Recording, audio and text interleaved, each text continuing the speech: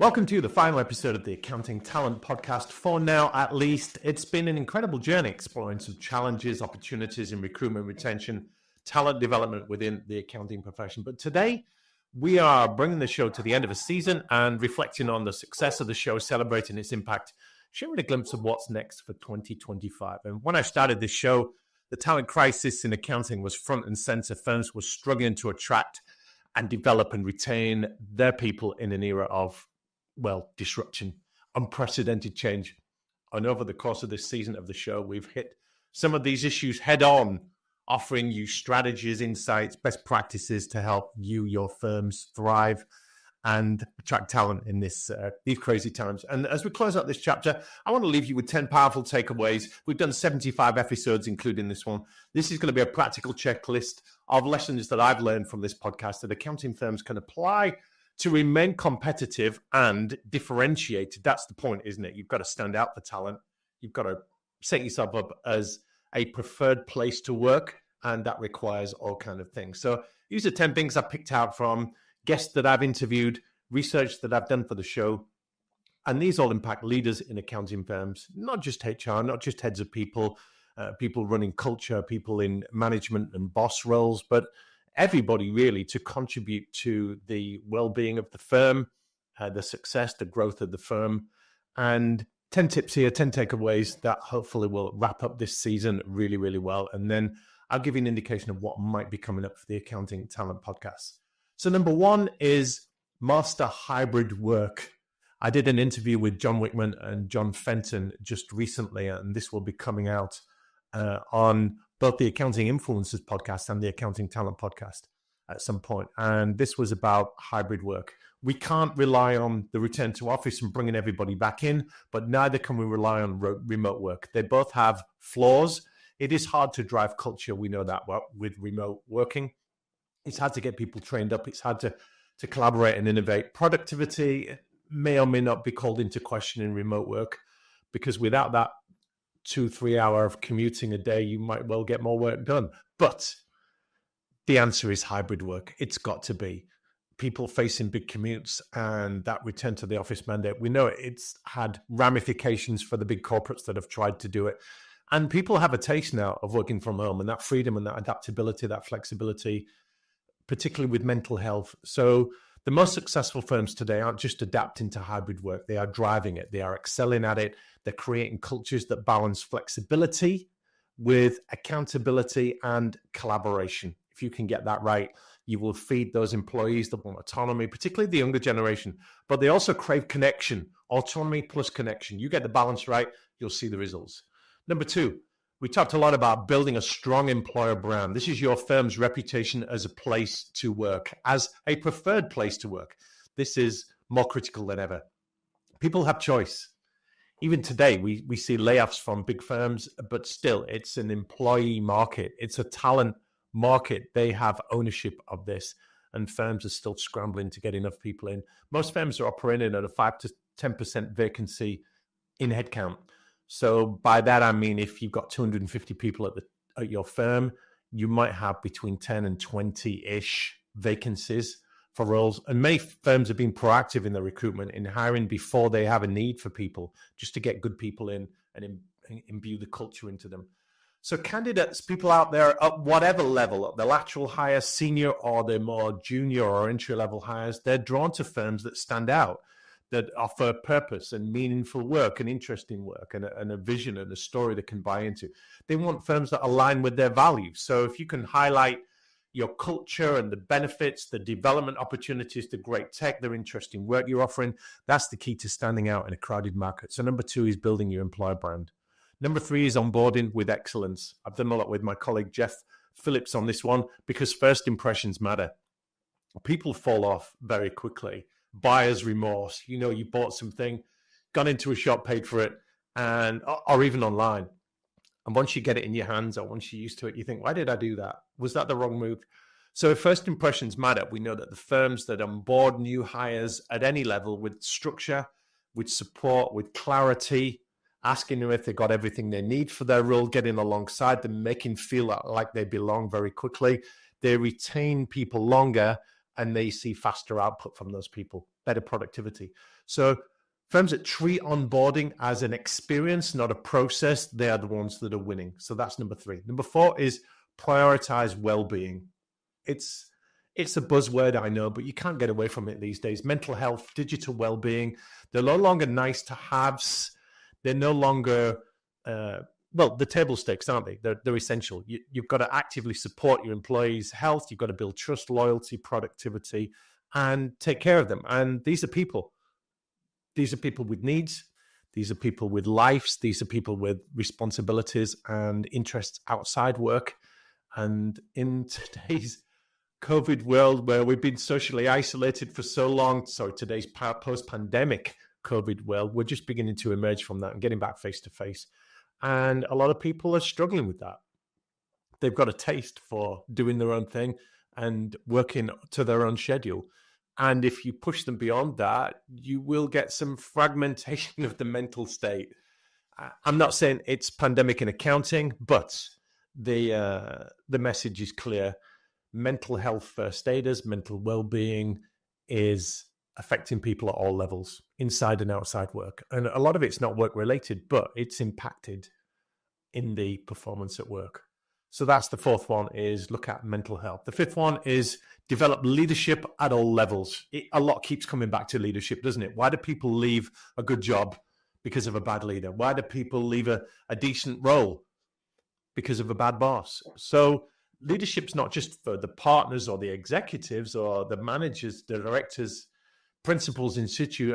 Emerging leaders need guidance. People coming through the ranks, they're looking above and seeing how leadership is playing out there. So they're emulating that or avoiding that. And they're developing their own style of leadership, and they will copy what they see if they like it. So emerging leaders that you're bringing through, they need guidance, they need mentorship, they need coaching, they need opportunities to grow physically, mentally, emotionally, technically, technologically. So leadership development is one of the most powerful retention tools that you can offer. Number 6 is upskilling your people. We hear a lot about soft skills, as well as the technical skills, as well as the technological skills. We know that the profession's evolving. We know that the skills that got people here will not necessarily get them there. We hear a lot about AI and mastering the emerging technologies that are coming through. But what's clear is technical skills are not enough. They're table stakes. A good technical accounting, bookkeeping professional is a given. Pretty much everyone out there is qualified and everyone out there is competent. So technical skills, as much as you've got to keep them up to date and you've got to keep your employee skills up to date, it is the softer skills, the life skills, the leadership skills, problem solving, communication, discernment, adaptability, empathy, presenting, influencing, persuading, networking. All of these things are just as important as the technical side of things. So you've got to invest in training, both on the job, mentoring type, getting alongside people, and maybe bringing in formal experts to do some classroom-based training or coaching. This keeps you and your team competitive. Number 7 is inclusion.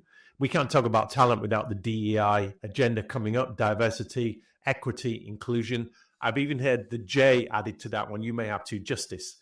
The DEIJ agenda. And when I say it's an agenda, I don't mean to be disparaging. A diverse, inclusive culture is no longer optional. Whatever underrepresented class you are in, or however you define yourself, you need agency. You need representation. You want your employees to look at your firm and see somebody like them, people like them, cohorts, groups like them. People want representation. They want somebody they can identify with. So if you embrace equity and inclusion and attract a broader talent pool, you will allow them to see people like them and get them to hear and see stories about journeys like they're going on. So that fosters innovation. That fosters collective brain power, diverse thinking, good critical thinking, loyalty within teams, and giving everybody that feeling that they've got a chance to make it too. They've got a chance to make a difference. Focusing on inclusion, it's no longer an option. Number 8, if I'm counting right, is planning for succession. We've done a few episodes on succession planning, whether it's grooming internal talent to come through the ranks or looking externally for that next wave of leaders. Succession planning ensures continuity and growth. It seems obvious, doesn't it? But most firms hire the next person when they've lost the last person. So getting ahead of that and investing in those leaders of the future and looking at those critical roles in your firm that need replacing, they are some of the things that good firms do well. So start the process early. Jeff Phillips has talked about this quite a lot. Start the process early. Don't leave it to chance. Don't be reactive about succession planning. Look at those gaps and fill those gaps before they become gaps. That's proactive succession planning, particularly as we've acknowledged on the show. This is research out there. 75% of accounting leaders and partners are at or close to retirement age. So what does that mean? There's going to be a generational shift, isn't there? There's going to be a changing of the guard, as we say here in the United Kingdom. There's going to be roles being emptied, critical skills and knowledge leaving your firm soon. As soon as they get that equity payout or they get the opportunity to leave on their terms, you're going to have to fill those roles. And not everyone's looking for partnerships. Not everyone's looking for those big leadership roles. It comes with a lot of responsibility. And not everyone's buying into that these days. A lot of people are just happy being in the ranks and serving and doing their thing at their level. So you've really got to be intentional with identifying that next wave of leaders, the people that want it, the people that can do it, and the people that are coachable. So the message there is start it early. Don't leave it to chance. Number 9, stay agile in recruitment. Everybody's job in a firm is recruitment. We can all have a conversation that involves us being an ambassador of the firm and talking the firm up and sharing why this is a great place to work. Jeff Phillips has talked a lot about crisis hiring being very reactive and very costly. People will leave. We know that. Things happen, tragedies happen, upsets happen, disruption happens. For reasons beyond your control, you are going to lose people at all places in the career spectrum. But the best firms build proactive talent pipelines, don't they? They are ahead of the game. They hire before they need them. They recognize the firm is growing. They know there's going to be capacity issues and they want to get ahead of the game. So staying agile in recruitment is the way to go. Whether you've got dedicated talent acquisition people or you're using outside recruitment, you could be utilizing offshoring and outsourcing solutions providers. There are some great ones out there. Whatever you're doing, stay on your toes with it. The best firms are building these pipelines of talent and they're leveraging technology to do that. They're building a strong employer brand to do that. They're building up good strategic partnerships and a presence out there in the marketplace. They're owning a narrative. They're telling a story and they're getting eyeballs and ears listening, watching them to attract candidates even before vacancies arrives. The last time the worst time to be hiring somebody is when you've got a vacancy in some areas.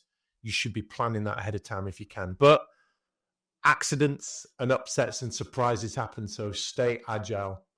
Number 10 is creating a talent stack. It's a phrase that Jeff Phillips, my co-host, coined. At least I heard him talk about it first. We've heard about tech stacks in accounting, but talent stacks. So firms that succeed in the competitive talent environment that we've got are those that think holistically about talent. So what's involved in a talent stack? Well, we're talking here about combining your strong culture, great leadership, modern technology, continuous development, and keeping your people engaged, keeping your firm relevant, keeping your clients up to date, doing the right kind of work at the right kind of price. Pricing right is important. So that talent stack is just thinking about all the different kinds of hires you can make as well. We've talked about the different kinds of outsourcing and the different kinds of temporary workers and the different kinds of consultancy and the different kinds of roles that you can bring in, even with non-accounting people. So beefing up the capacity of your firm beyond traditional thinking, that's creating a talent stack, and that's being agile with your recruitment. So there you are. That's 10 takeaways that you should be already on with. If you're dedicated to this show, you've been following it. In these previous 74 episodes, we've talked all about this, but that gives you a really nice wrap up. And throughout this season, we've also explored how accounting firms can manage change, especially disruptive change. And that leans into managing remote teams, managing new technologies, adapting to AI and automation, cloud, digital, all of that. The key takeaway here is that people are your greatest asset. And no matter how great your tech and your tools and your processes, firms that focus on the people, building trust, fostering connection, getting comp structure right, business models, creating meaningful career paths, mentoring, coaching them right, getting alongside them regarding their mental health, having a view on diversity, these all count. They're all in the mix. They're all pieces of the jigsaw. And without all of the pieces, you might just fall short and struggle a little bit. We talked too about the private equity impact on talent. I've called it a revolution. I did that in episode 72. Why your best people might be leaving if you don't look out for them and pay regard to the god that is artificial intelligence. As we draw to a close, it's been my privilege to dive into these topics with some of the brightest minds in the industry. We've had some amazing guests over the years. So thanks to all of you who joined us as a guest to share your expertise. And to all of you who have listened and watched and engaged with this podcast over the couple of years that it's been going, it's been a wonderful project for me. I am reflecting on this journey in this podcast, but also looking ahead, because while it's taking a pause, this conversation is far from over, because talent will continue to be a defining issue for the accounting profession in years to come, not just firms. And there's every chance this show might return in my hands or somebody else's hands. And we'll be exploring these new evolving challenges. I may or may not be involved, but I'll still always have a passion for talent and accounting. And for me, 2025 marks the next phase of my mission. I'm going to continue helping accounting firms differentiate themselves as employers of choice. I work with firms, and it might be applicable for you to interview your people, to talk about why your firm is a great place to work, and getting personality-led, authentic stories from them to build up your employer brand, to put on your website, to put on your social channels, to put on your intranet for your onboarding, because your own people are the best ambassadors of your firm. It's not a corporate brochure. It's not a website. It's not testimonials from your clients saying that you're great. It's your own people saying this is a great firm to work and here's why. So I'm doing that with a few firms. If you want me to beef up your employer brand, then reach out on LinkedIn and we can talk about that. So that's one of the things I'm going to be doing in 2025, and showcasing those firms with great stories to strengthen their employer brand. I'm also doing some personal branding interviews to help 12 leaders in 2025 to stand out, attract opportunities, build their influence. And I'm interviewing them once a month and turning those into video snippets and thought leadership pieces so that they don't have to do that themselves, but they'll probably be very good at talking with me. So if you're looking for ongoing insights into building your personal brand and a done-for-you way of raising your profile externally and internally, reach out to me as well. So it just remains for me to say, keep tuning into the show, keep looking at some of those back episodes. We've got a catalog now of 75 shows, and you'll get those insights on talent, culture, people strategies. And I invite you to join me as I continue my main show, which is the Accounting Influencers Podcast. That's where I will be for this foreseeable future. I do have some co-hosts on that one, and we cover the topics that matter most to accounting leaders.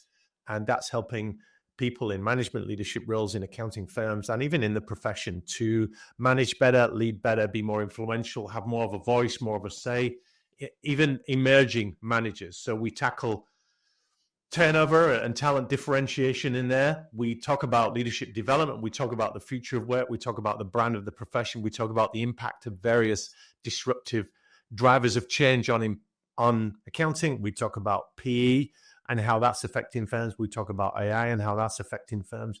We talk about mergers and acquisitions. We talk about talent. We talk about culture, all of these things that you need to get a handle on. So we bring you the insights and give you the takeaways for how you can lead, manage, and be more influential in your firm. It's a show that's designed to keep you informed and relevant and inspired and influential.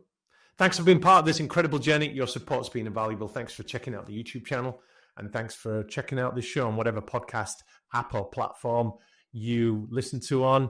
I hope the ideas we've shared here continue to spark change in your firms. This is not goodbye. This is a see you soon. Let's stay connected.